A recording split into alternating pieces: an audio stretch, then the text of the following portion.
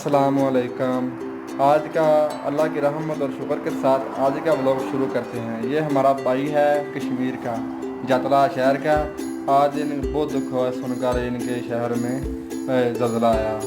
अल्लाह मुसलमानों पर रहम करे। और मैं आज इनके सलून पे आया हूँ, इनके सलून देख लें। ये देखिए इनका सलून है।